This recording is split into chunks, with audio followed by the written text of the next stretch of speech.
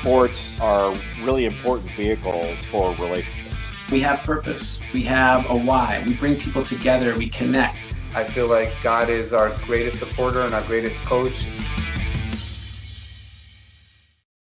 Welcome to Rabbi On The Sidelines. This is Rabbi Sherman from Sinai Temple in Los Angeles. It is March Madness, but today we're not going to talk about basketball.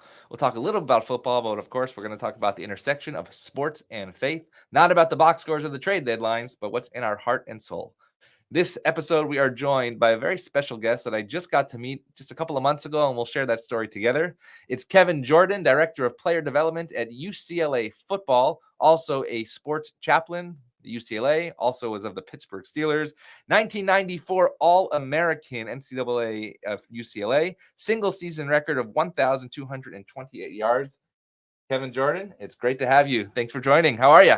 Good morning, Rabbi. Thank you for having me. I'm doing well.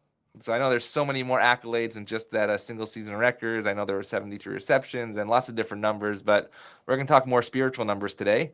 But let's first talk about, I like to say, the mundane, as we say in our tradition, from the ordinary to the sacred. The ordinary is sports. That's what brings people together, but then we get to the sacred. The ordinary piece, you love sports, you grow up in Maryland, and you make your way out to UCLA. Take us through that just journey through sports, that entry into sports, and what it did for you as a child.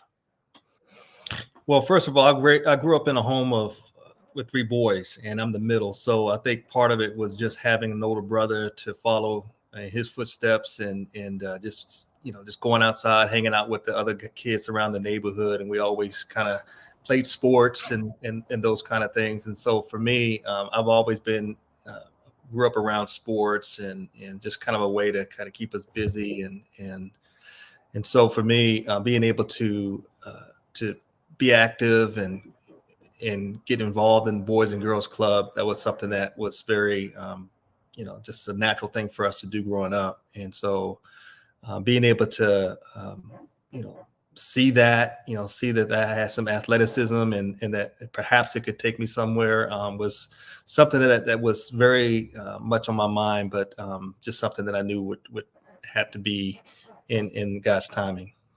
And so you said it was on your mind, but at what moment does an athlete like you realize that you can make that jump from either Pop Warner football, Little League baseball, CYO basketball, to a moment all the way across the country? What was that recruitment like from UCLA? How did you choose to come out west? That's very far back in the 90s. Yeah, I mean, especially too, growing up in the age where there wasn't like social media and things like that. I think for us growing up, the thought of a scholarship was not something that was on our front of our minds at all. I mean, it wasn't very many, kids around the neighborhood who, as far as I remember, had opportunities to go to college on a scholarship. And so for me, it was just about just doing something that was fun and being active. And parents put us in the, Boys and Girls Club. And so sports was something that we did year long. And I think it really wasn't until my older brother was getting opportunities to go to college on a scholarship. He was a track and field guy, football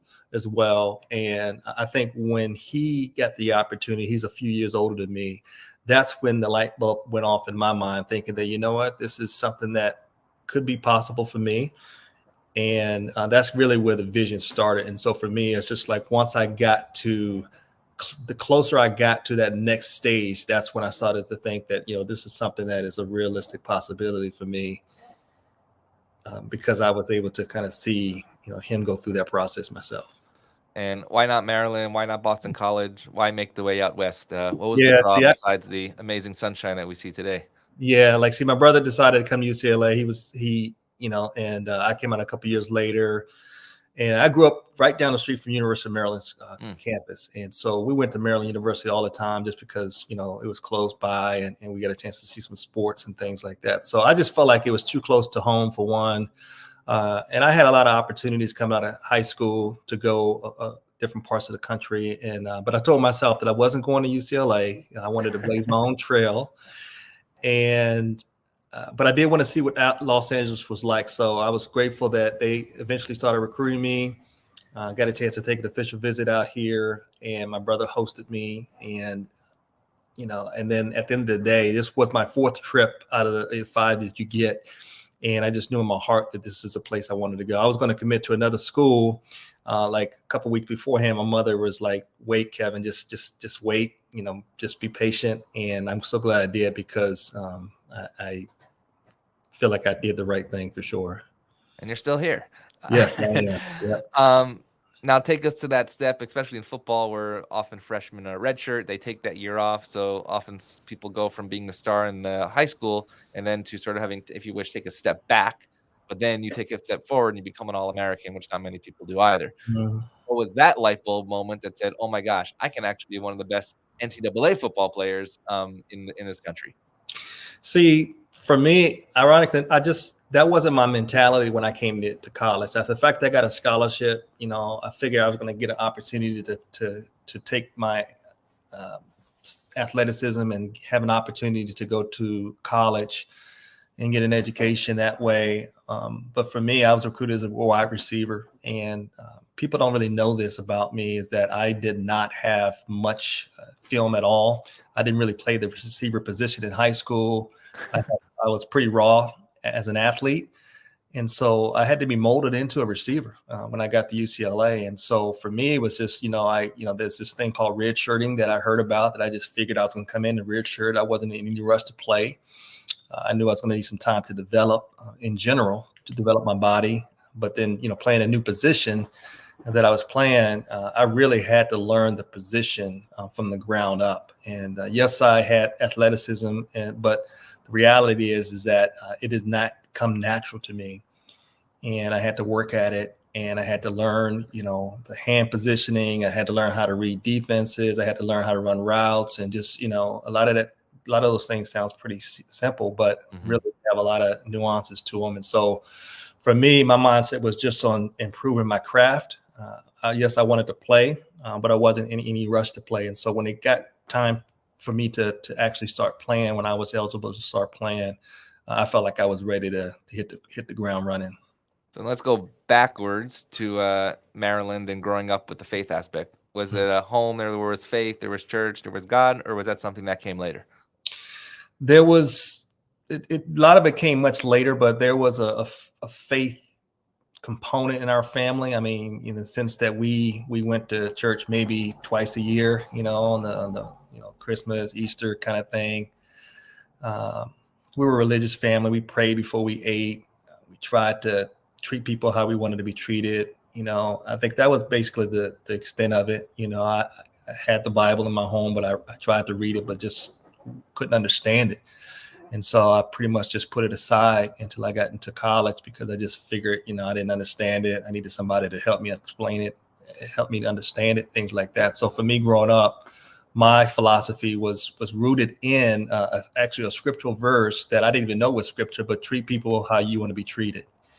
And, that was kind of my motto growing up, and the golden rule, I guess it's called. And so faith was something that I definitely was in my heart. I definitely recognized where my blessings came from. I was doing well athletically, and I would always pray and thank God for blessing me with the opportunity to compete, blessing me with the opportunities to win, things like that. So I always had a God consciousness, and just knew that, that God was watching over me, and that he was the one that was responsible for giving me the talent and the opportunities that I eventually had.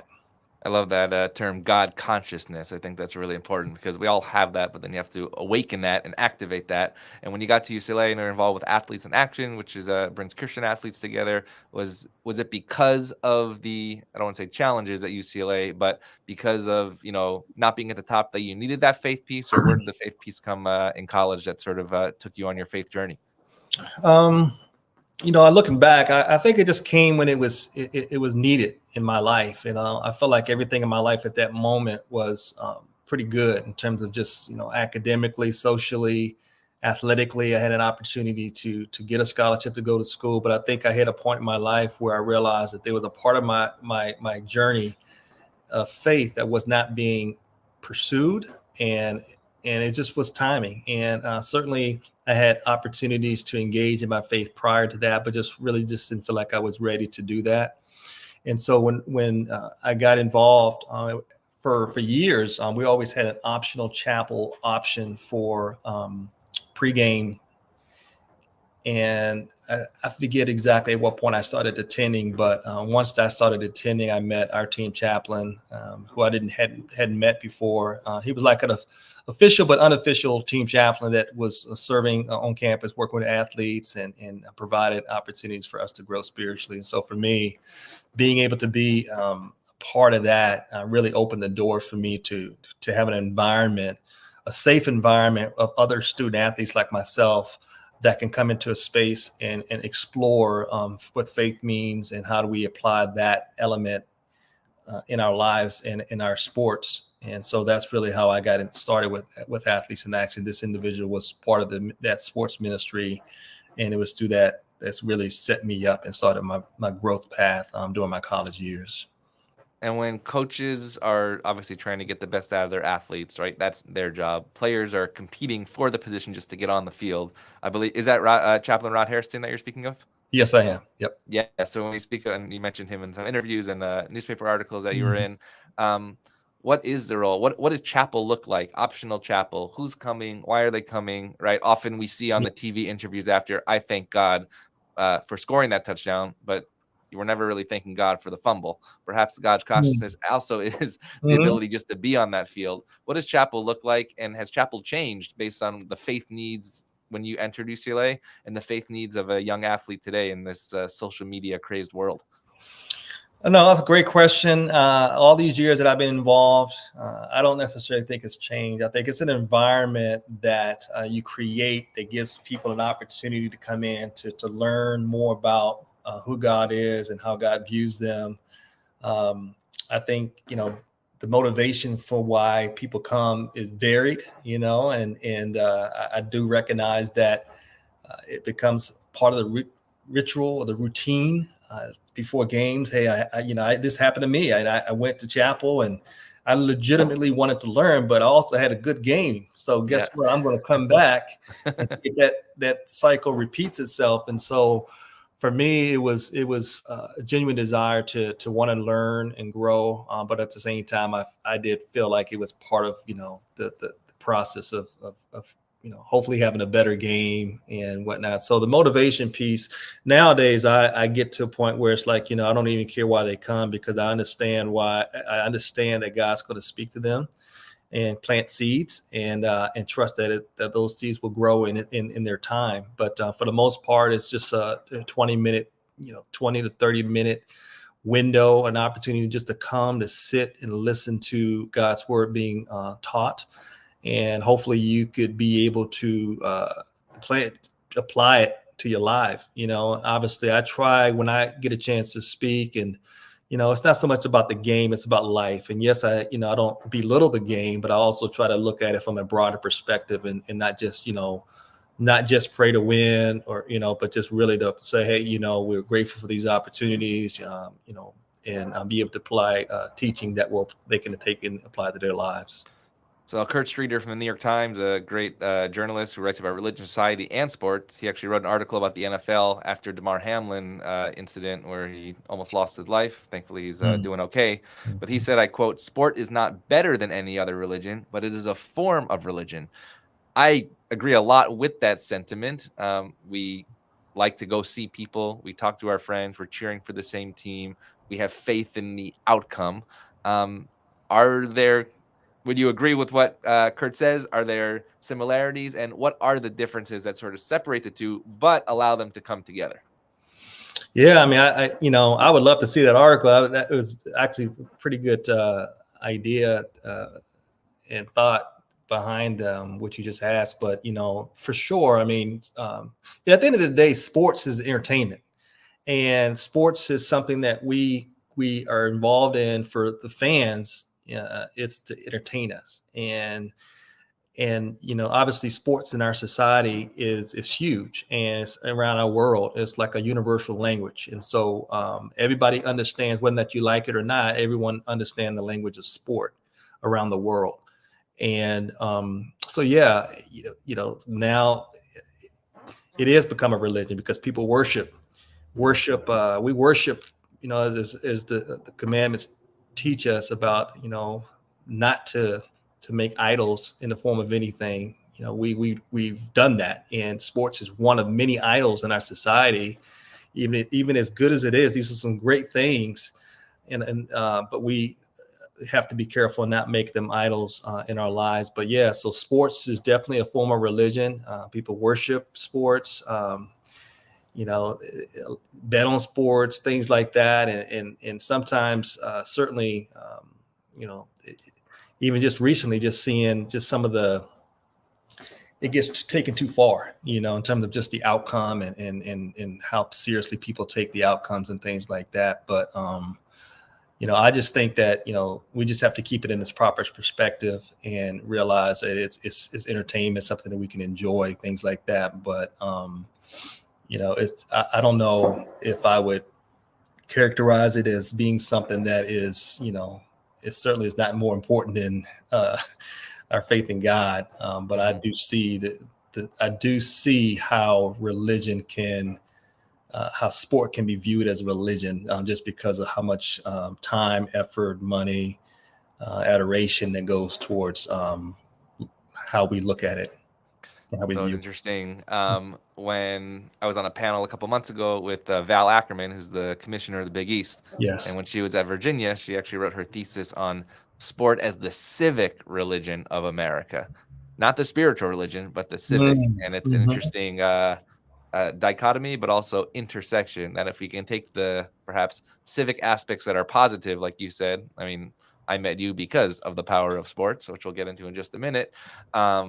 And take the good off of there, I think that can actually be a nice intersection. So based on that, knowing that people worship athletes, that they follow teams, that it's often about the wins and losses, do you have maybe an example or two of a player that you saw that through faith, I don't say became a better person, but has more purpose in their life based on bringing that faith into their sports world? Yeah, I mean, me for sure. Obviously, definitely, I've been involved in sports ministry for 25 years, and I've had a chance to engage a lot of people's lives, and some a lot closer than others. But for the most part, it's too many to kind of recount. But for the most part, yeah, I mean, I think the reason why I'm here is because of the change in my own personal life. I'm the Bible that most people will read. I've heard that before. Like, some people won't even pick up a Bible, but they, our lives are what people watch and they see if this is real.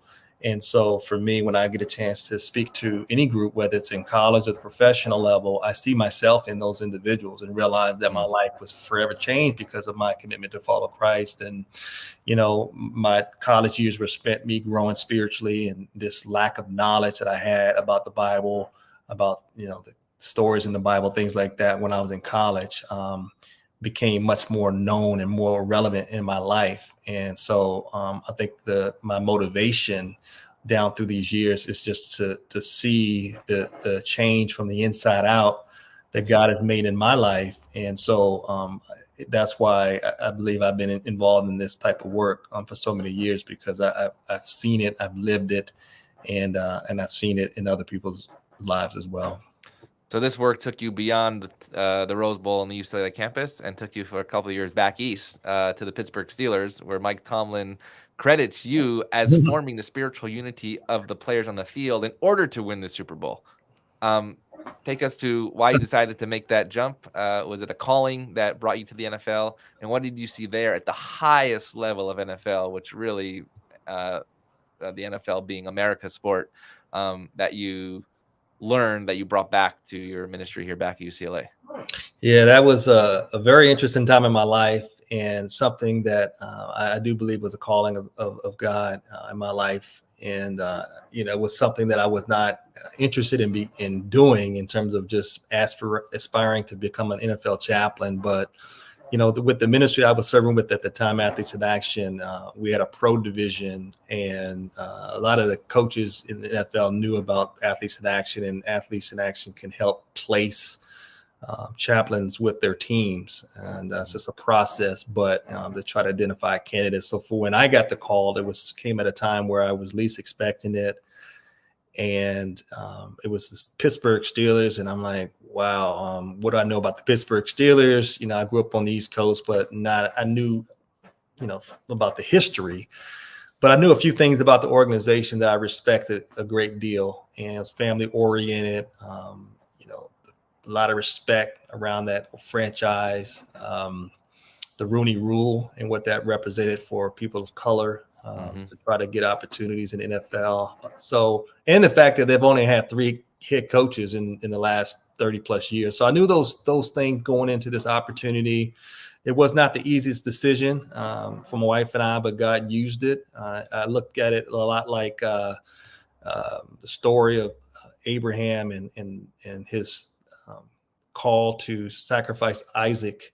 Wow. And he had to go all the way, you know, all the way through until God made provision. And in some ways that happened to us where the opportunity was there. I felt like, you know, God was leading me. My wife did too. But then my wife, she had a change of heart. She was struggling with it. She was dealing with her own stuff. And I think we both had to come to a point where we had to lay it on the altar, the opportunity to go for me, but also the opportunity to stay in California for my wife. And God brought us both to that point individually and realized that we needed to hold our hands open with this opportunity. And as God would have it, he got us out there, and a credible opportunity, you know, to be able to be, you know, a humbling opportunity to realize that, you know, out of all the people in the whole wide world, we were chosen, we were selected to serve in this role. And it was an opportunity for me. Like, you know, I had been doing it for 10 years at the college level. The only thing that was different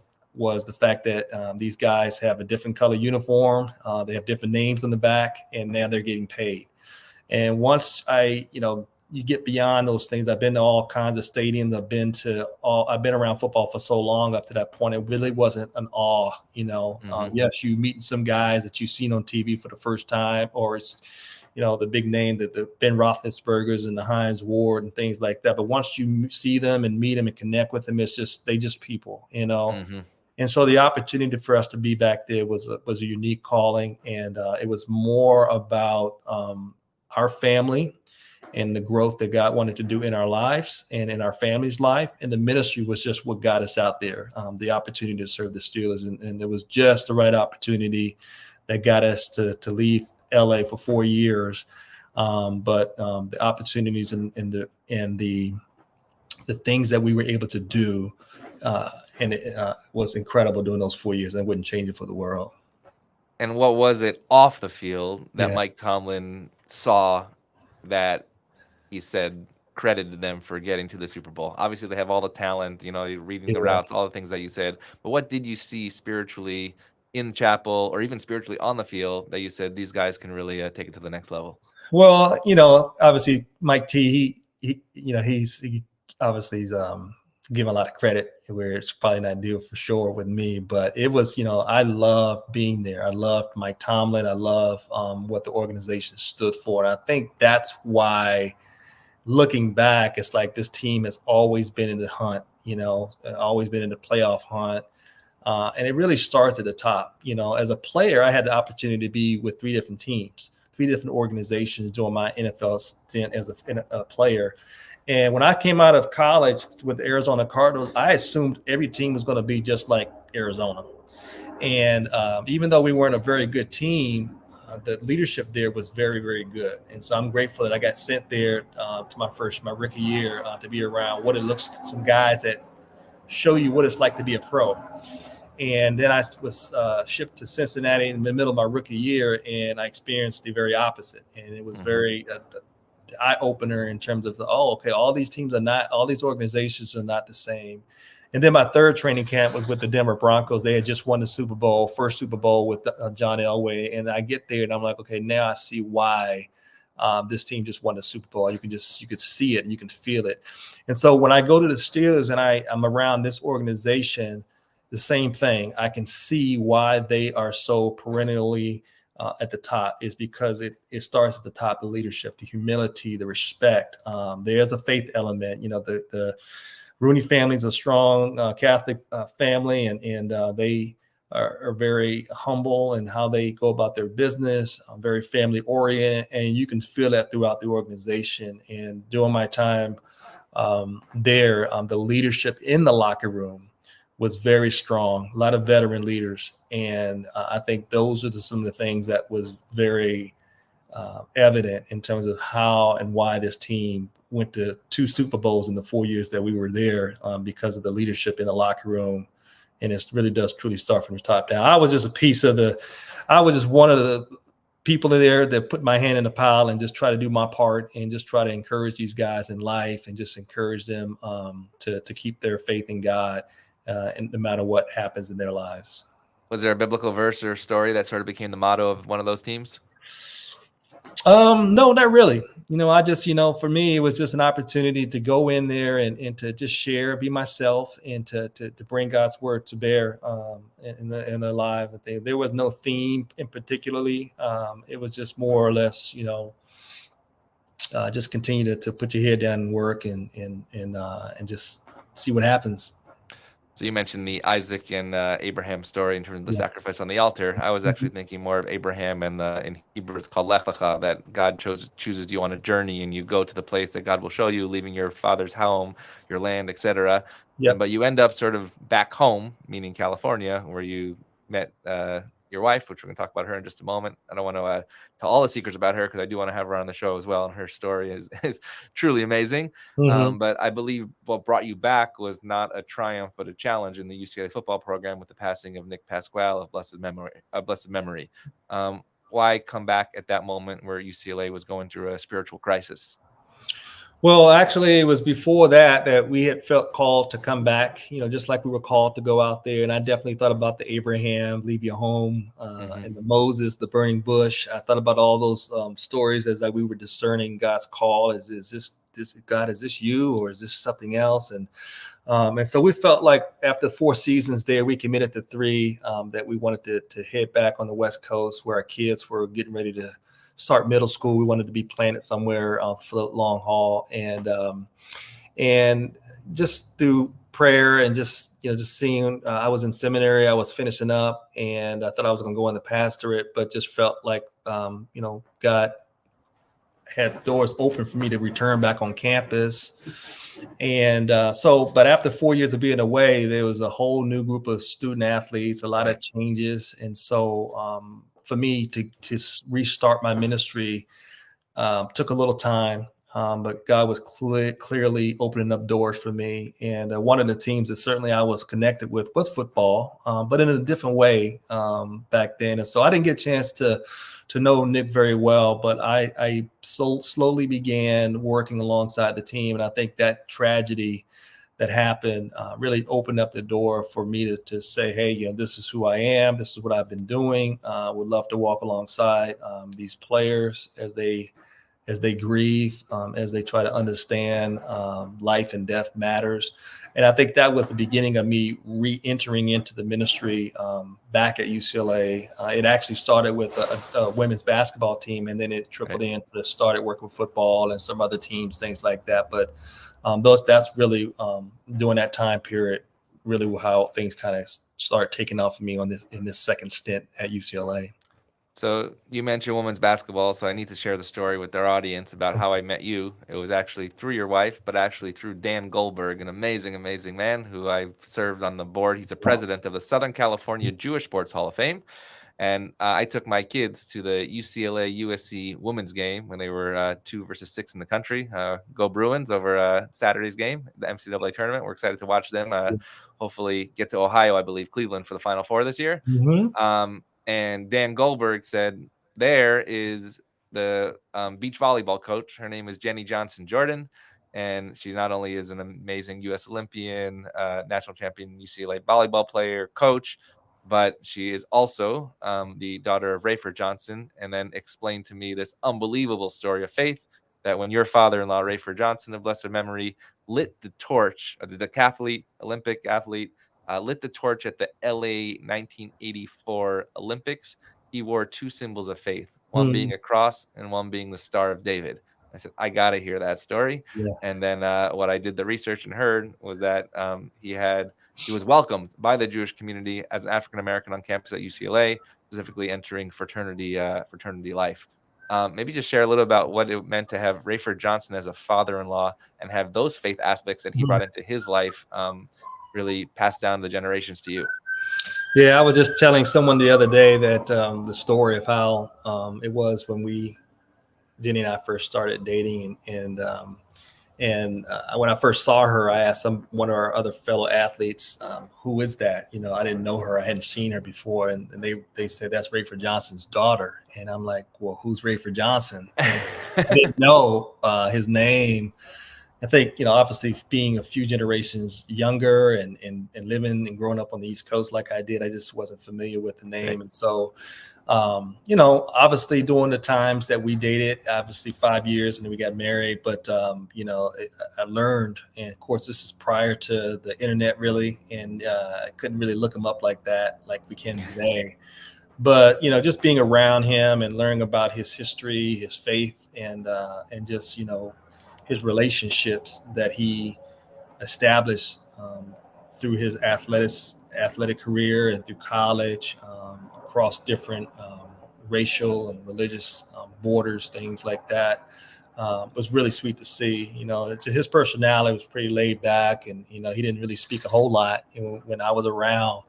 That may have had something to do with just me being there and I'm dating his daughter, but no, he was very very humble. And as far as his faith goes, he really had a quiet faith. I mean, he certainly had a relationship with God, but he was more lived out and versus spoken. And just hearing the stories and just seeing him interact with people was very inspiring to me. And so when I heard that story myself, I forgot some of the details, but it wasn't surprising to me just because of just the relationships that Rayford had, and just his heart. And I feel like I'm similar in that regard, and that, just, being a bridge builder. And I think sports does that. You have an opportunity to meet people and connect with people just because of sport. I mean, sport is such a huge, just like I said, it's a universal language. You don't even have to like the sport, but it has the power to draw people together in unique ways. And so I think Rayford having the opportunity to compete around the world, I'm sure he had a lot of opportunities to connect with people from all walks of life, and to be an ambassador for a lot of people in terms of how do you cross relationships, cross culturally, and just be human, just be, hey, we all are the same.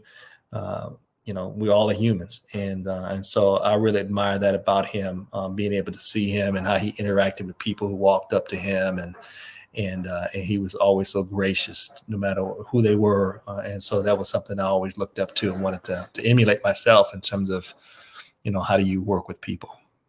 And that went from your sanctuary in Pauley Pavilion to my sanctuary, literally down the street at Sinai Temple. When I heard that story, I invited you and your wife, Coach Jenny Johnson-Jordan, and your mother-in-law came as well, which is just really amazing. And it wasn't just a normal Sabbath service, but it was our weekend of MLK, of our Unity Shabbat, put on by Tom and Judy Flesh, amazing members here at Sinai Temple. Maybe share about that experience, what it was like we met through sports, but then we are now building that relationship through faith. Yeah, it was awesome. It was just meant to be, obviously, because Jenny found out about it, and then Faithful Central Bible Church was the church we first started going to in college, and Pastor Bishop Ulmer was the senior pastor for years, and then he handed the baton over to Pastor J.P. Foster, who you know very well. And we still watch the sermons, we still watch the service, even though we left the church there many years ago. And so there was like this is awesome, go to something like this, and because of who was going to be there and just what it would represent it. And so the fact that my mother-in-law went was even that much more special, just because where she grew up, her sister's Jewish, and she grew up in around a lot of Jewish people and friends, things like that. So it was fun. Like when I was my first year, I didn't really grow up around a lot of Jewish individuals when I was coming up, just where I grew up. And so when I came out to California, I was exposed to a lot more. And I remember one of our tutors invited me to Easter Seder. Oh, that Passover, yeah, Passover, exactly. I'm sorry, Coming Passover. up. Yep. Excuse me. But yeah, and so it was fun for me to be able to take part in that. And that was before my walk with God really started taking off. But I just remember being exposed when I was first in my first few years at UCLA. And so, and having been part of a Jewish family and going to services from time to time because of that, it would just felt like a homecoming. It had been a while since I've been there. And so, I had forgotten about, how you read from right to left. And so, but I enjoyed the time. Don't worry. If you can read a pass route in the UCLA playbook, you can definitely read our prayer book. Yeah. So it was a great experience just to be a part of that.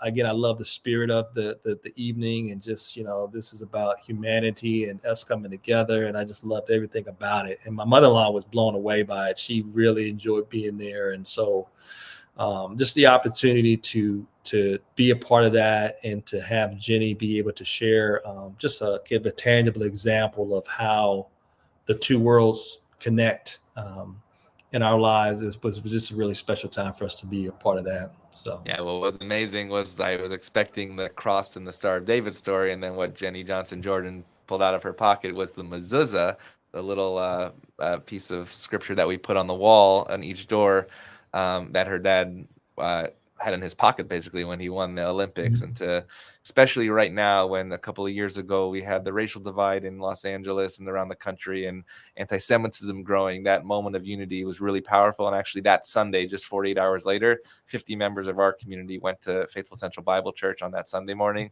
And we were also blown away. I think more members of us, our community, are watching JP Foster and his sermons now than my own, which is a really good thing as well. As he says, I'm his rabbi and he's my pastor, which is a wonderful, wonderful thing. Yes. Just to conclude, what does it feel like when you walk on that campus today, and knowing, especially in this just really divided world, the need for spirituality? What are the needs today, both in the locker room, on the field, on the court, and just for a college kid in 2024? Yeah, I'm, just given all the things that you just mentioned about the things that our society's been through, specifically over these last, 5 years, with the pandemic and the social unrest, things like that. And, obviously we need God more than ever. The times in our society are not getting better. They're not going to get better. And that's just what the scriptures teach. And so we really need to continue to proclaim the gospel, to be able to talk about God, and to be able to bring God into our lives and things like that. So for me, the times are different, certainly, but people are still people. The needs are still the same. And we all are broken people. We have sin in our lives. We need a Messiah. We need a Savior. And so it's, we want to be able to be the light that God has called us to be as his children. And so when I am on campus, I see that as my responsibility, as one of God's children, is to be a light and to be able to share his word and his message to the people that who would listen.